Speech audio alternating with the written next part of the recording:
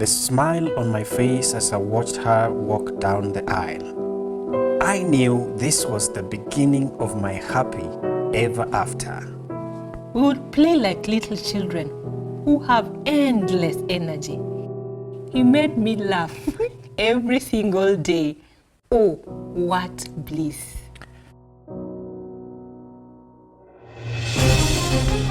She suddenly had too many complaints. He just started doing everything wrong. I couldn't stand him.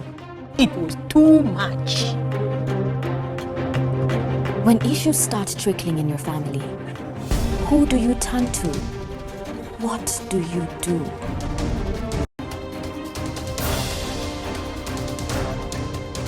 Dear viewer, thank you for tuning once again to Family Times, and thank you for staying put, because we told you that we are taking a very short break. We are just done with Mental Health Awareness Part 1. And in case you're joining us, you need to watch that Part 1 so that you can connect with Part 2. Our guests, Whitney and Sharon, are still here with us. They haven't left because we are yet to even do more on mental health. Thank you so much for joining us. Say hi to our viewer. Yes. Dr. Whitney? Yes. Hi, viewer. My name is Whitney Ndemo, a psychologist and also a mental health expert. Hello, my name is Sharon Ouma, a community practitioner and a mental health champion. Thank you so much, Whitney and Sharon. Of course, we have Richard and Tabitha. You can introduce yourselves in your own way. Welcome, viewer. This is Richard Ouma, and this is Tabitha, my wife. Tabitha Ouma, to be specific. Thank you. Of course, my mental health person to go to when things go south. Linda, say hi to our viewer. Hi viewer, welcome. You done? Thank you so much. Of course, my name is Dave Riaga. It's always a pleasure to have you. Amen. And then now we can move to the second bit of mental health. But just before we get there, we had some questions that we really needed to get answered. And I will start with you, Sharon. What is the role of nutrition and exercise in, mental health? Nutrition plays a big role in mental health. Whatever you take in will really portray what you are.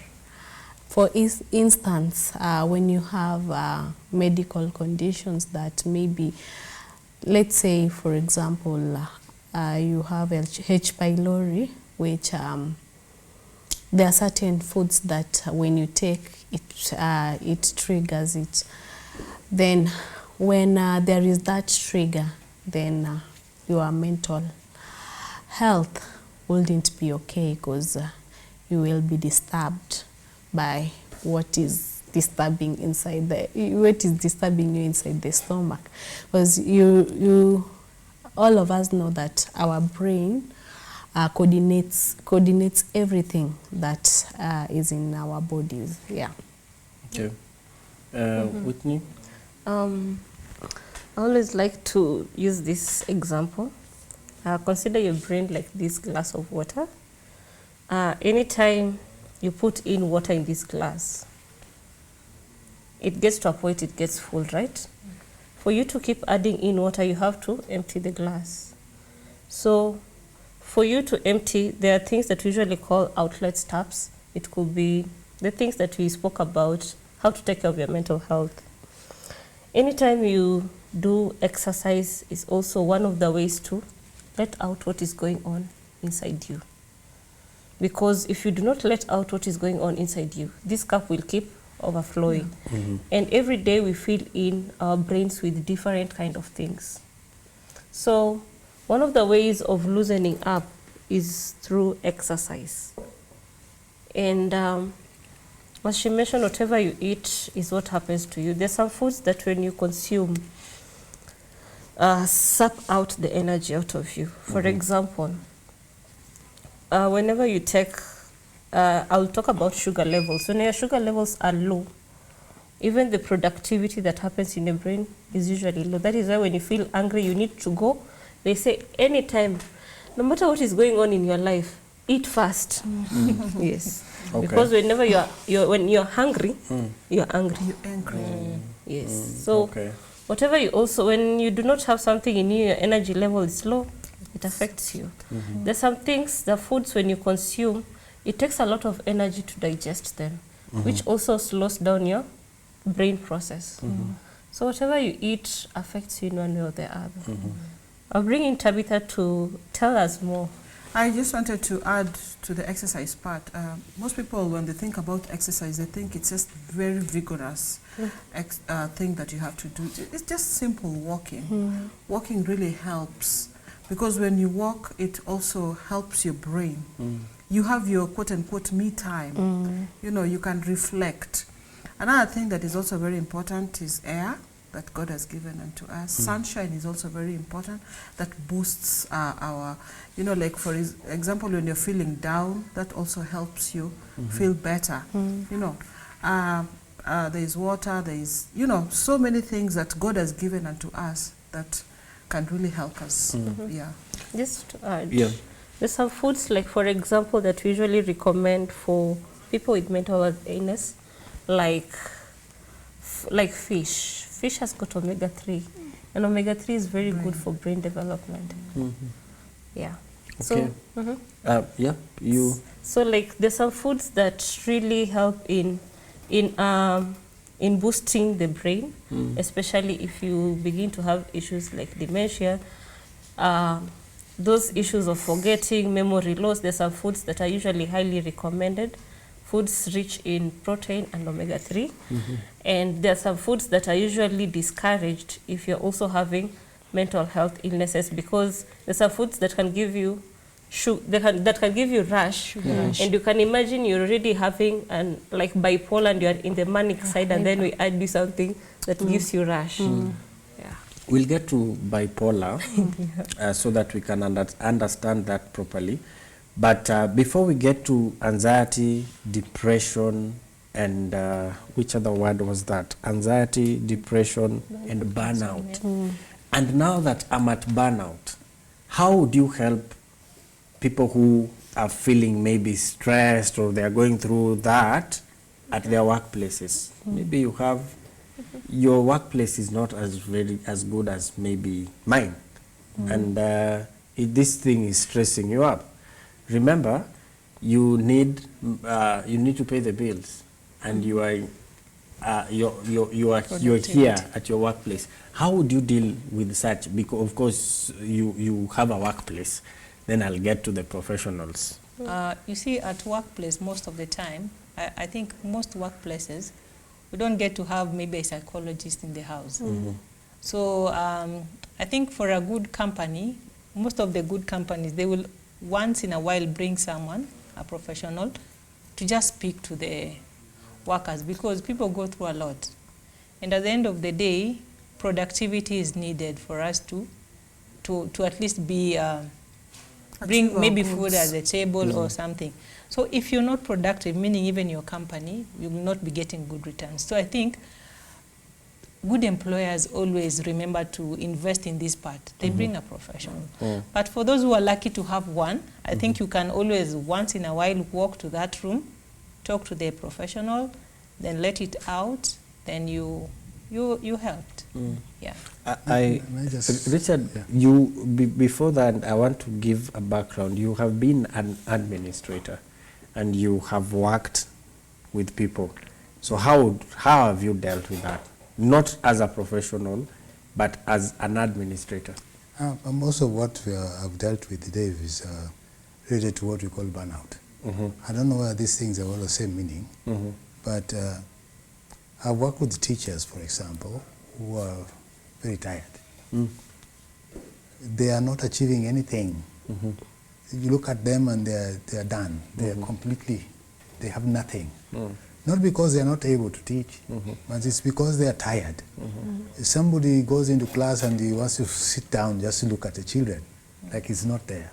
And you suggest to them, you seem to be out of this place completely. You're not here with the children. They are saying that you are just seated. Can you just stay out all the time? Just stay put, wherever. Staff room, just at home, just go, come back tomorrow, the day after. Maybe 2-3 days. Take a And then they break. come, take a break. And they come back a bit fresher and ready to work. Yes. Okay. Yes. I don't know whether we mean the same thing when we talk about burnout. That is why I want to bring them again. I want to begin with Sharon again. Now, there are these 3 words. There is anxiety, depression, and burnout. We have done stress. So at what level do we now say, Dush here is no longer stressed, she is no longer anxious, but now depressed? Let me start with Sharon. And of course, burnout. Okay. For depression, there are some symptoms that we talked about in our previous series. When you are saying that this person keeps to themselves, they don't want to relate to others. If you note such kind of things when they are not eating, like they're really disturbed, then we know that maybe they're depressed. We can't say that they are depressed, but we will say You are careful not to mention that. I don't want to mention it because this is left for the a psychologist to do. Afanye kuna hizo ma PHQ-9 sijui nini atamrate then aseme now kwa hii rate yako ninaona uko depressed, but to a layman mimi tu nikikupata nakwambia it seems that you are in deep thoughts, then I want to refer you to somebody else so that you speak to. So Whitney will tackle more on the depression part, but for burnout, then I would say that if you have a good boss, that is the HR, will note when you are not productive, and if you ask them for either a leave or off, they should be able to provide you with these things, because if they still keep you to work and you're not okay, then you're doing zero work. You are, like I was saying, that brain's shut. You are there, but you're not working. You're just there eating their money in quotes end month, but you are not productive. And if you're not productive at work, it means that home, you are, when you go home, you are also not productive. Yeah. Okay. I'll just pick up from where she has left. There are 2 things when you talk about burnout. There is absenteeism and presenteeism. Presenteeism is where you get to the office, you hang your coat, you open the laptop, you either go walk around or read a magazine. In the evening, you go home. If you're asked at the end of the month to share your deliverables, you've not done anything. Absenteeism, now this is where you even have people come up with excuses. But today my child is sick, tomorrow I don't know, my cat fell, tomorrow I don't. Every day they have excuse. And if you're a good administrator, you will take a back seat and say that Tabitha is not always like this. Something is wrong. Either you get to speak to her or you can ask her. Sometimes we have a very good HR.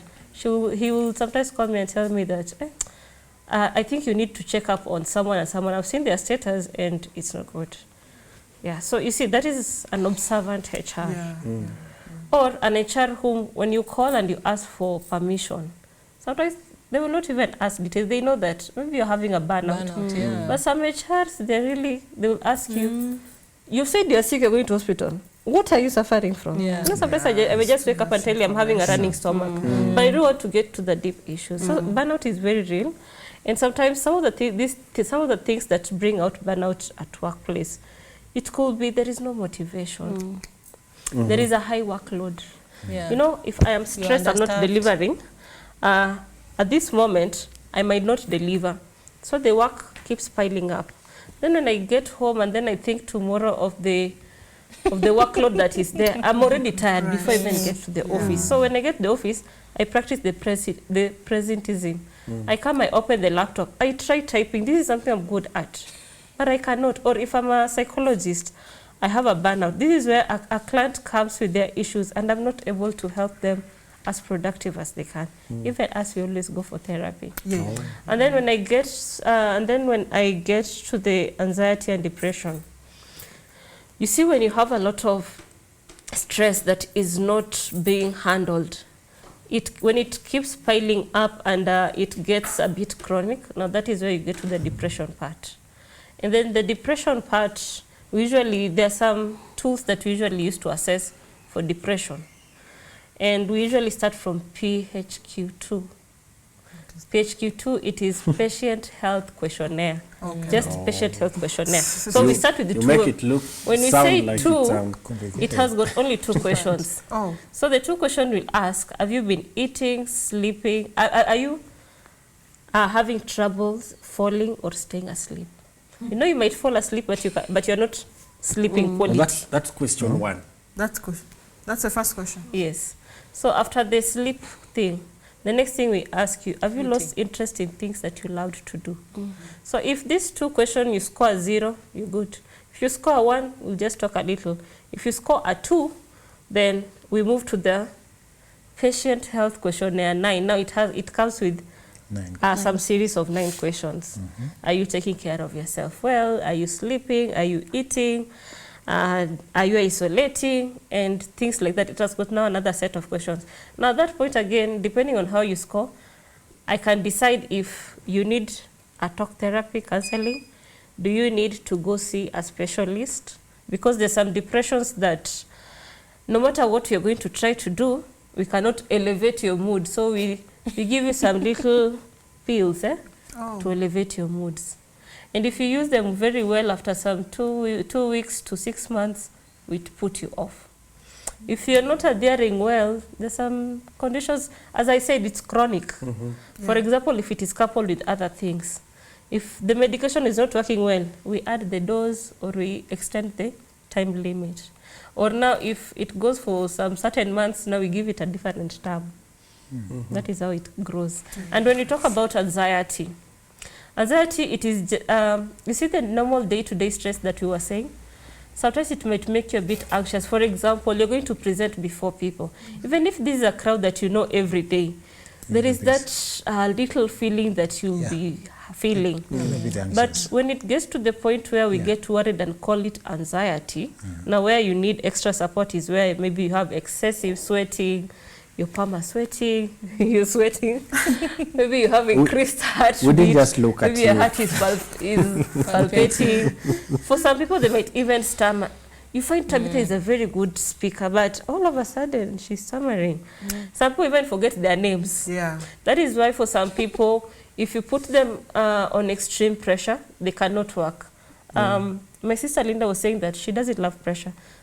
You put a little pressure on them, their brain freezes. Yeah, so when it gets a bit chronic, that is where we call it anxiety. And we also have other ways in psychiatry to... I know, we just immerse you into your waters and you swim. But let me bring these 3 and ask them this. Do you think someone who has gone through childhood trauma and maybe childhood stresses is able to be resilient, or do you think that will affect them in life? Give an example of someone who has gone through, say, the lack of something, even the lack of basic needs. There are children who have really suffered, but now they are all adults. Do you think it is a good thing or a bad thing for them in that adulthood? Let me start with Richard. I think it's a bad thing that they have gone through that stress. It's just that we the situations we have in the world, you probably don't think about it.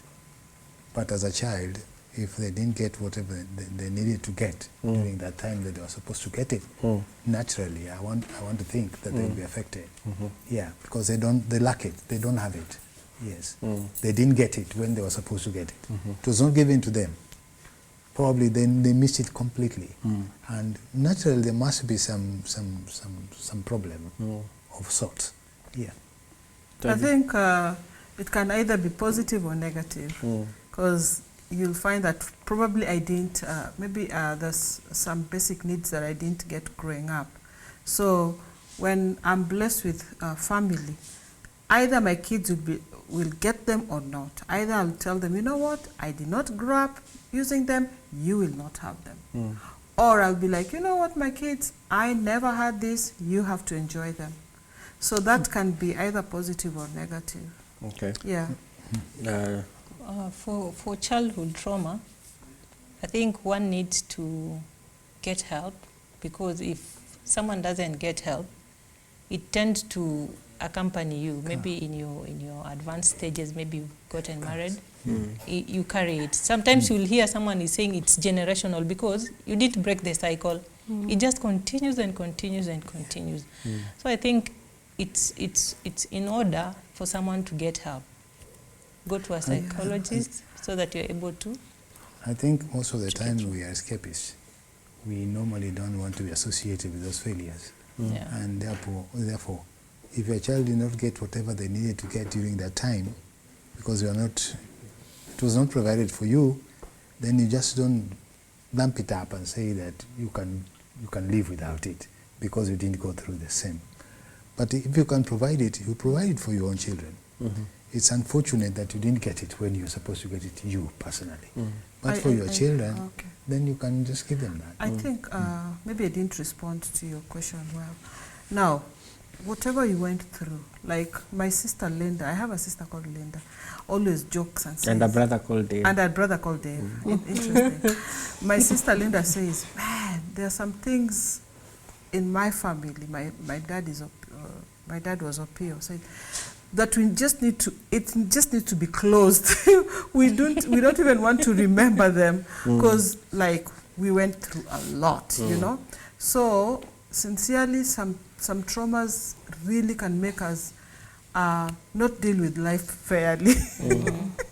Because you look at life and you're like, man, this is what I went through. This is what my dad did to us. But you know what? I mean, if you look at it, our parents meant well. Yeah, they just wanted us to be better than them. Probably there are children who were brought up not in a home, but a home maybe an army barracks within a home or a home within an army barracks. Everything is militarily. Yes, before. Like for example, I might use this situation in a family where it's maybe there's divorce. Yes. And this child, maybe the father is away, maybe she has gone with the mother, meaning she is going to miss the father figure. So sometimes when they are grown up, they tend to get the husband has to double to be the father and at the same time to be the husband. And if they don't meet that expectation, there's always a lot of... That is true. So definitely such a person is affected mentally. Sharon, in your experience in the community, you look at a family that has probably or is going through a process, a mental health or a childhood trauma, for example. How is that family maybe 5-10 years later? Is that family okay, or they need help or something like that? Such a family, to me, is not okay. Because one, they didn't have a support system when they were growing up. Let's say, for instance, I want to relate with a story. You have a kid in the house, then this kid is being defiled. Maybe she's a lady. She's being defiled, and it is repeatedly. She's coming to tell you as the parent, mommy or daddy, such a thing is happening, but like you're blocking because maybe it's the uncle, maybe because you're a woman is the father. Now you're blocking. No, that can't happen. Never say that again. So, you know, already you've inflicted fear into this child. You've lowered her self-esteem. She's not supposed to talk. She's not supposed to say these things. Then she don't even that support Anna, somebody to run to and tell 1, 2, 3 is happening to me. So such a person in, let's say, 10 years time, when things are not okay with her, she wouldn't run to anyone because, again, I was taught not to run to somebody else. I tackle my things alone. Then these things zinakuja sasa zinamlipukia akiwa mkubwa. If whenever the husband want to make advances to her, zile vitu zinakuja. Sasa ni kama hata ako kwa nightmare. Whenever she is sleeping, at times she can have nightmares and shout. Hapo ndani usingizi because of the traumas zenye hazikunini.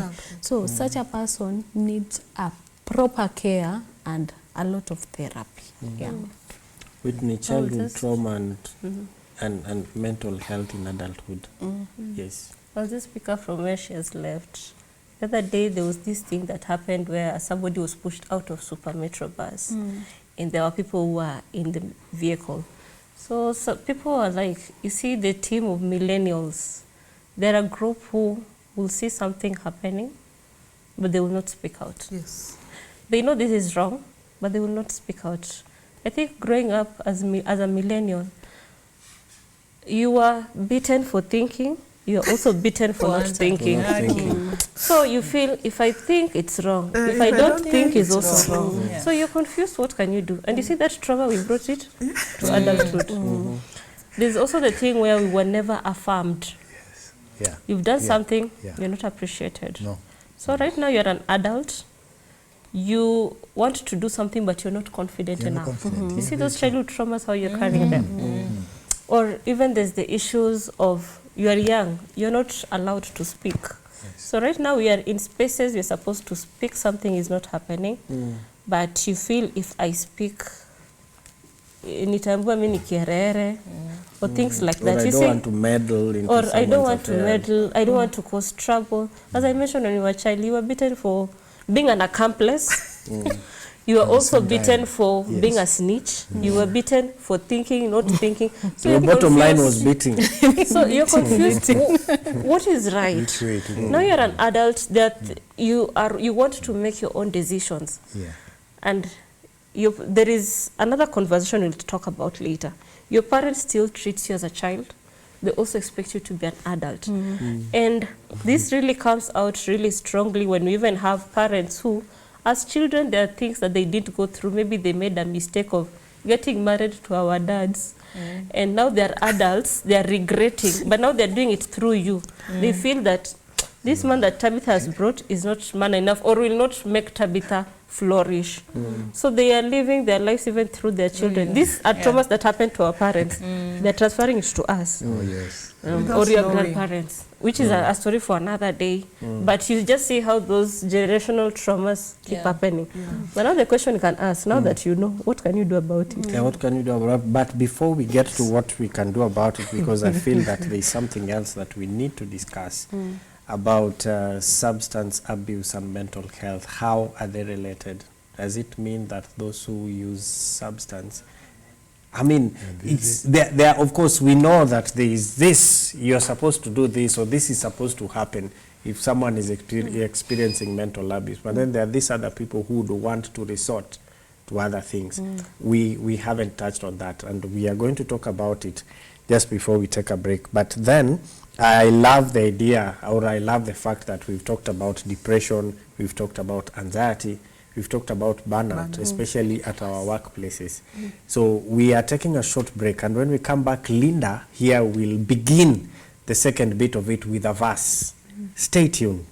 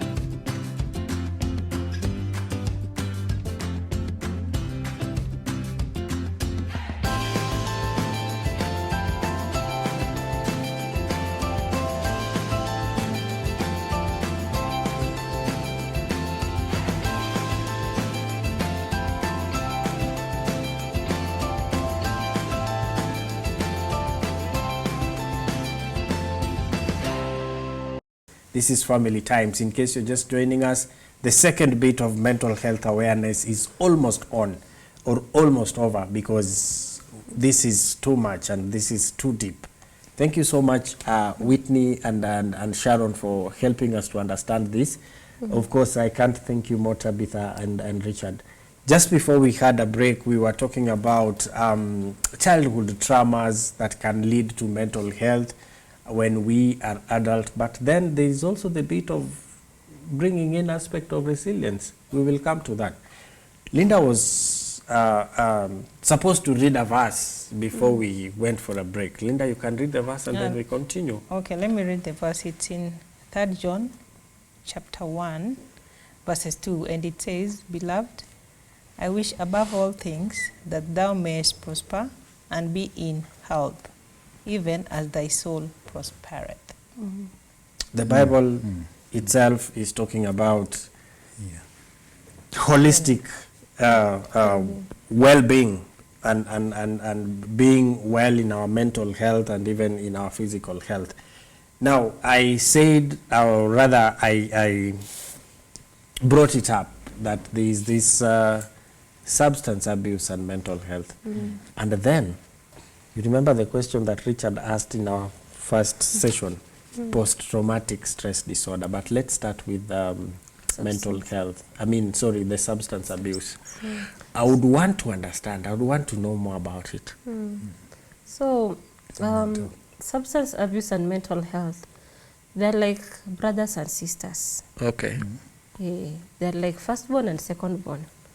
So, whenever you are experiencing mental health issues, there are ways you've tried, it is not working out. Now, it depends on the person you are going to see. I might come to Sharon, she might tell me, pray about it. I might go to Linda, she might tell me, go see a psychologist. I might go to Richard, Richard might throw me away. I might go to Tabitha, Tabitha might tell me that, try this, at least it will bring down your stress level. So this is where somebody might decide to go and try alcohol. That I've been seeing my friends stressed, and they say that, and when they go to the club, I see them pose very happy photos. Then maybe dancing, they bring this picture that they're happy. So you say, let me go and try. You go try. The process you try, you become happy or you feel nice for a little time. But once the alcohol is done, you go back to square one. And then you see what happens is our body is built in a way, if I'm stressed and I want to still live a normal life, be happy, my body helps me respond to that by being happy up to a certain level. If I want to be sad or angry, there's a way my body knows that will produce this hormone for her to be like this. But now you get to a point now you've thought to introduce something new to your body, that if you want to feel happy or reduce stress, we are going to use this. See, that is a chemical. So what usually happens to a chemical, now you're telling your body that you're not working well. We need extra support.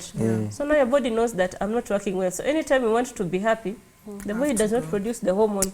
You say that we are not producing enough. So bring that to your alcohol. So anytime you want to be happy, you feel that you need alcohol for you to be happy, or you need this drug. So you get to a point your body gets dependent on it. So you give it maybe 250 ml today. It works. Tomorrow, you use 250, it's not working enough as you wish. So you say, let's increase to 300. Before you know it, you've gone on a spree. Another thing is, when you look at your family line, you might realize that maybe in your family line there's issues of drug use. And then you as Tabitha, you've decided you want to go and use. See, this thing is already there in your DNA. So when you start, you're not starting as a newbie. You're starting as somebody who just needs a jump start. So once you're starting from somewhere. You go on a spree, as opposed to somebody who is entering as a newbie. They might take time to get there. So for you, you realize you started the same time with Sharon, but Sharon takes one glass, she gets very high.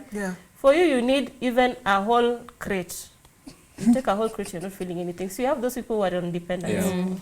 Now you've gotten to a point now it has affected you mentally. Now, mentally it has affected you, now you have a mental health condition. We usually call it substance use disorder.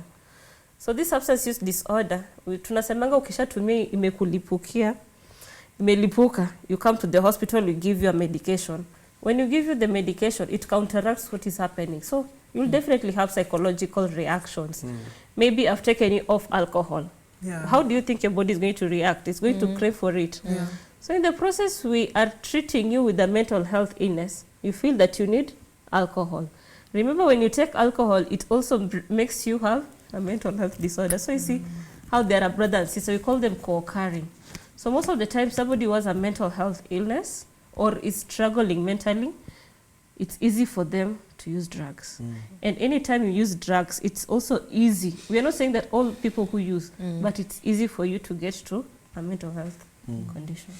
I want to come back to Tabby. You mentioned this in your statement earlier that there are quite a number of, things that someone needs to do to maintain a good health. One of them is sleep. Of course, New Start, nutrition or exercise, water. But then one of them is sleep. How important, before I come back to Sharon, how important is sleep and how long should we sleep? Because sleep has something to do with mental health, right? How long should we sleep? Okay, according to the books, it's 8 hours. But because we have the professionals, they can tell us, they can tell us more. Okay, let me ask you like this. Yeah. How long do you sleep? How long do I sleep? I Yes. go to bed at 9 or 10, and then I wake up at 6. Okay. I'm not doing a what was that again? A PHQ9. PHQ. Pa- I'm not pa- doing Patient that. Yeah. health I'm questionnaire. not. Richard, what do you think, now that we have heard even from the previous, the part 1 of this, the role of sleep? I just want to listen to, I don't want to say a layman, but from your own perspective, Yeah. then I get back to them because there is that bit of sleep that I really want to know about. I was once sick, Dave, and I went to see a physician who asked me questions about my sleeping order. And by then, during that time, because I would sit to watch football, and that football at night, midnight, probably by 11 midnight, I'd watch it until the next day by 1 or 2 p.m. Then I would go to sleep. And then I would go to work at 6. I'm already expected to be on the way. By 7, I'm already in school. So I was sleeping basically probably 4 hours, 5 hours. Or less. Yes, and once I went to the physician, he told me you have to stop that. You have to sleep more than those many hours you believe you are sleeping. You're not sleeping. You have to start sleeping by 9. Make sure you're on the bed and wake up at 5, 6, whatever. But you have to start sleeping at 8, at 9. Okay. And I changed. And And I changed. And your health improved. Yeah. Definitely. It did improve. So sleep has A lot. a direct impact on our health. Very much. I wouldn't want to ask Linda because Linda is someone who sleeps is called a sleeper, and if there are many, they're called sleepers. Sleepers. But then you could also have something to I've heard yeah. that for you to have a very good sleep, you should sleep before midnight, 2 hours before midnight. Because of course your body always regenerates, but if we extend to that bit, meaning we'll not give our bodies time so that it can be able to regenerate the cells in our body so that you also look healthy.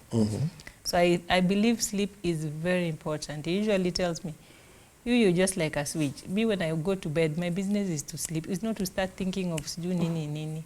When you go to bed, it's a matter of sleeping. The bed is for sleeping. So if God has blessed me with sleep, please don't disturb me. So because it's good for my health too, Not for sleep. Yes. That's interesting. Sharon. From what I know, from a layman's perspective, maybe a counselor will tell us more, is 8 hours. And we should get away from any distraction like 2 hours before our sleep. Maybe we we switch off our TVs, we switch off our phones, we just be away from our phones. That light might make you stay long without sleeping 2 hours before, so that your brain now come into terms that it's now time to sleep. Shutting down. Like Linda is saying that it should now shut down. The moment it shuts down, unaenda, you go and sleep. After sleeping, you're not supposed to think of anything. Because the moment you're sleeping and thinking of things like tomorrow, what are we going to eat? So tomorrow I'm going to work, what? The moment you have things piled while sleeping, you will utashtuka katikati usiku and you want to go back to sleep. That's true. That's true. Okay. There is sleeping and there is quality sleep. So which one are you having? So if I just pick up from where Sharon has left, it's something that is called circadian rhythm. I don't know if I've gotten it right. Yeah, that at least that I know. That one you know. Yeah. Yes, it's called circadian rhythm. Anytime when it gets to almost 6, when the sun is almost out, your body usually starts picking up that you're waking up. You go through your day. In the evening when the sun sets, your body picks up that in the next few hours we're supposed to be sleeping. So that is that is why in the evening, in your living rooms and your bedrooms, you are always encouraged to have a little bit of dim light, right? So that your mind has already started processing that you are almost sleeping. So at around 9, 10, if it is your routine, I will not speak of healthcare workers who work night shift. That is a different note. Yes, but now normally what your body should be doing, at around 9, 10, if that's your pattern, you should be finishing watching news. Now you are almost getting to bed at 10, you are in bed. So that 10:15, 10:30, you've started sleeping. As she mentioned, some few hours, you started sleeping at 10:30. By around 12:01, your body is deep asleep. There is patterns of sleep. Anytime you get to bed and close your eyes, there are those thoughts that will run in your head for some while, but with time it will start dimming, and then you fall asleep. But you'll not be very fully asleep. If something startles you, utaamka, sindio? Yeah. And then with time when it gets to 12:01, you'll always be very deep asleep. Inakuanga sayawezi. And then during that time, your body, your mind, your brain regenerates new cells. Yeah. The day ones are washed out, the new ones are formed. So that by around 3, that process is out. When you unaamka kuomba, by 5, 6, your body has woken up. So you can imagine for a situation like Richard, that was his rhythm. But whenever there is FIFA, World Cup, he has adjusted his time from 10 to 12, or even as late as 1, 2. So you see, during that time, you're not sleeping well.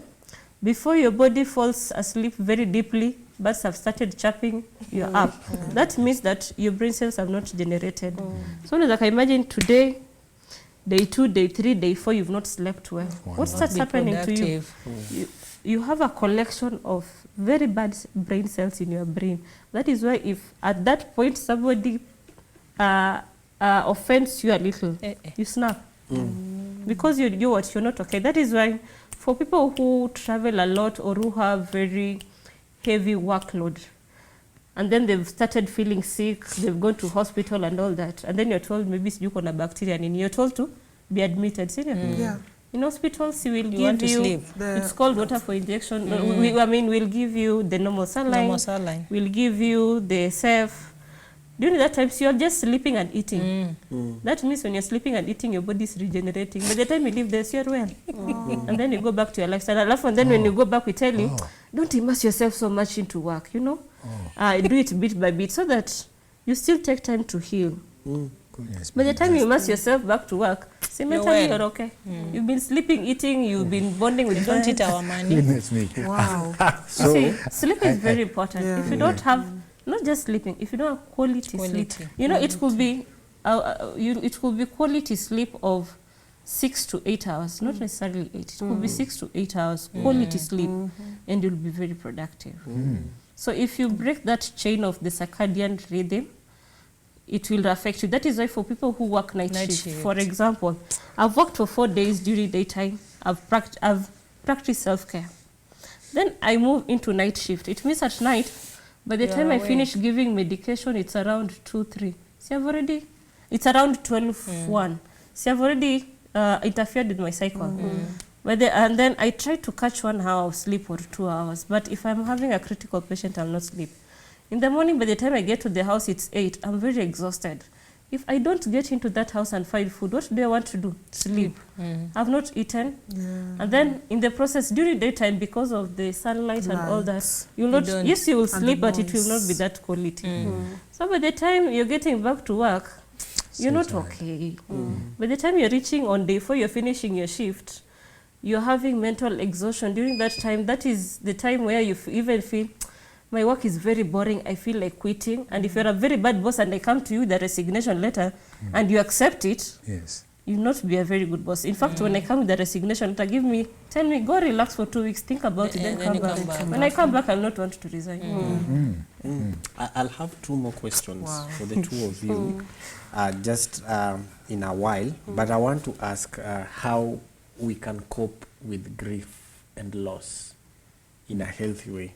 I know there's a book called Surviving the Loss of a Loved One. Yes, by you can Brown. start from there, and then maybe we can look at how best we can cope with loss and grief. I believe all of us, we've had moments of loss and grief. How did you cope with that? You can start with the books.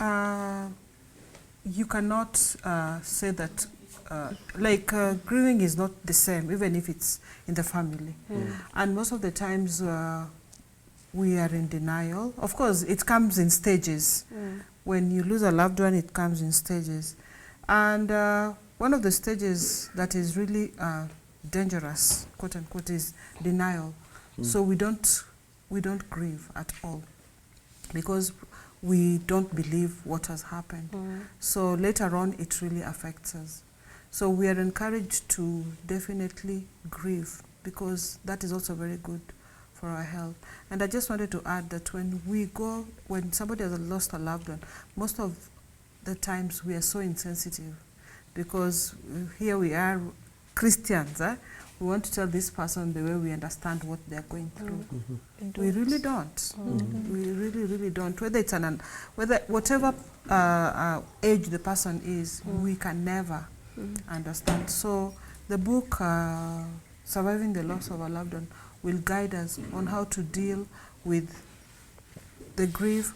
Most of the times, even children, how will the children deal with loss of a loved one, parents, siblings, and etc. Okay. Yeah. Rich? It's very true what she has said. Many times we don't understand. People grieve differently. Some with so much, some not so much. Some will take a longer time, some will take a shorter time.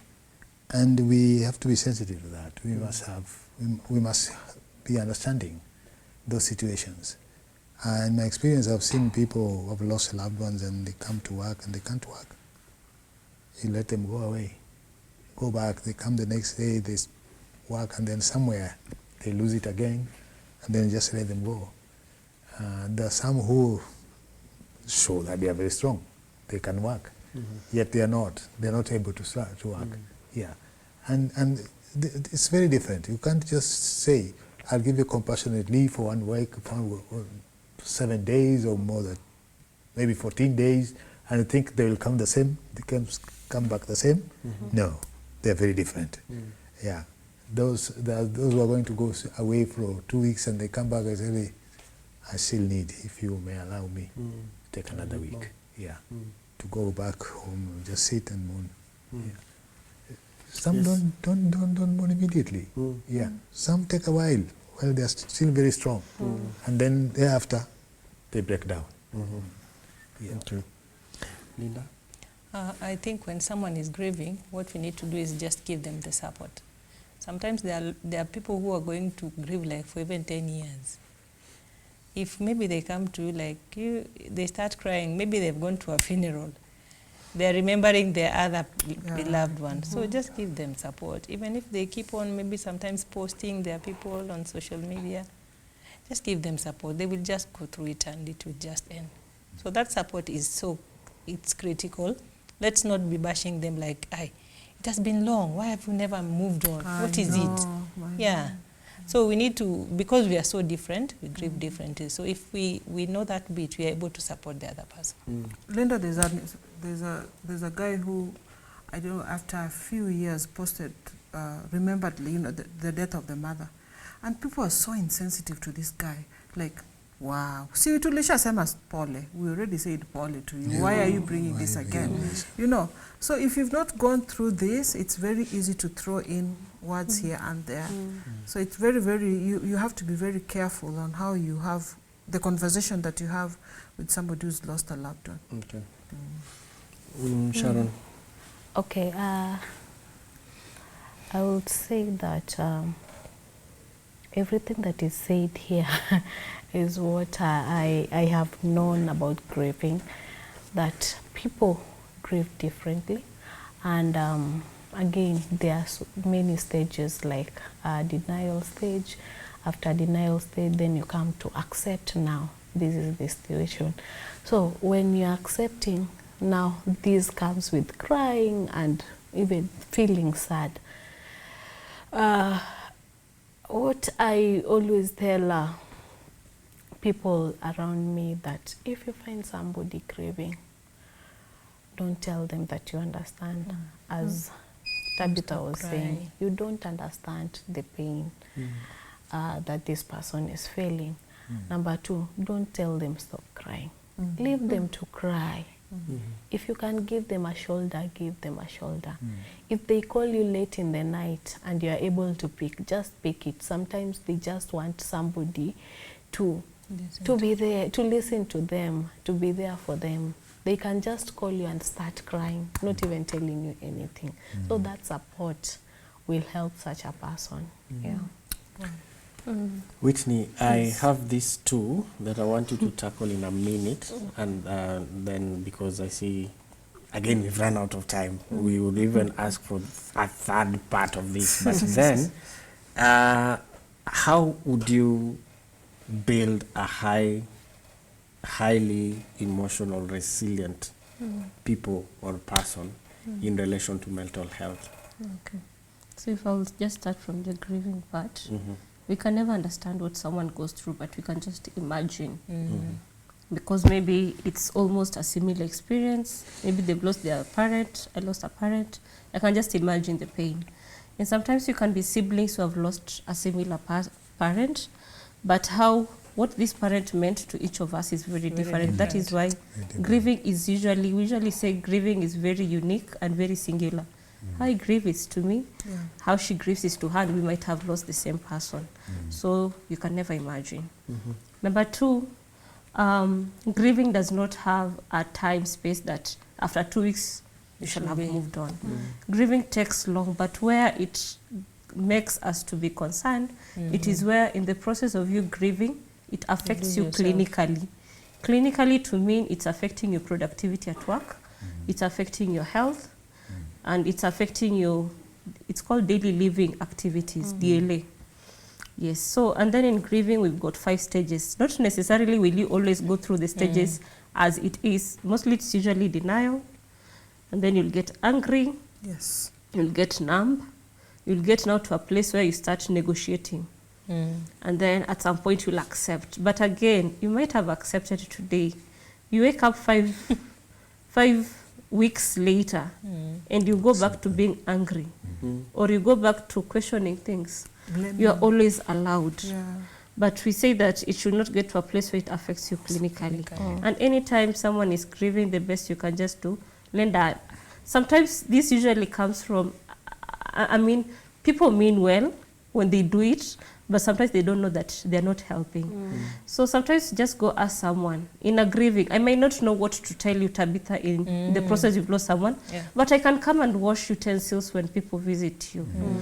In the process you've lost someone during that burial process, I might not show up, but I might come back later and ask you, maybe, can I help you to pack up these things? So it is in the little things that you show up. And to move to how to build emotional, resilient people. In counseling, we usually say, when you come for counseling, I don't give you solutions. But I help you come up with your own solutions or coping mechanisms so that, and I help you learn skills of how to cope up with issues so that next time you're faced with these issues, you will not come to me, but you will remember these skills and apply them. Thank you. In 10 seconds each, how do you think the promises and the encouraging words in the Bible are anything to go by in relation to building a resilient, a resilient people or a resilient society? Think about them. Jeremiah 29:11. For I know the plans. Yes. Do you think those are good cues for anyone? Definitely. Definitely. Anyone that you can think of apart from Jeremiah 29:11? Anyone? I can do all things through Christ who strengthens me. And remember Paul chapter 4 verses where he says that rejoice in the Lord always. Again, I say rejoice. And that in is, anything that you go Thessalonians. 2 Thessalonians. But in Philippians, he says that in anything, if you bring your supplications to me through thanksgiving and prayer, he will answer everything. And then there's this beautiful one that says that they that wait upon the Lord shall renew their strength. They shall mount up with wings like eagles. They shall run and not be weary. That is Isaiah. Is it 40. Chapter 40, verse 29? Yes. 40, yeah. So what we are saying here is that we have the society out there, and even us, we have proved that these things are with us. And we cannot run away from them, and the best way is to act on them. Anything burning before we live. Yes. There's something that is called self-awareness. I'll give each and everyone in this room and the viewers an assignment to go and look for something called Johari window. It helps you self-analyze. It helps you self-analyze what you know about yourself. It helps you know how to get feedback from what other people know about you that you don't know about yourself. And it helps you know how to explore a blind area in your life and how you can use it to build other people. Thank you so much. I think our viewer, you got that. Most importantly, we need to have a support system and available books and available therapy that are there. She mentioned it, that first of all, you need to come and you talk, and then from there, you'll be taken to the next level. Thank you so much, Whitney and Sharon, for gracing this. Both the first bit and even the second bit, we have been blessed. I have learnt a lot. And thank you, Tabitha and Richard, for that special time that you've created so that we can learn together. Dear viewer, this is the point where now we say, see you next time, and we hope you have been blessed.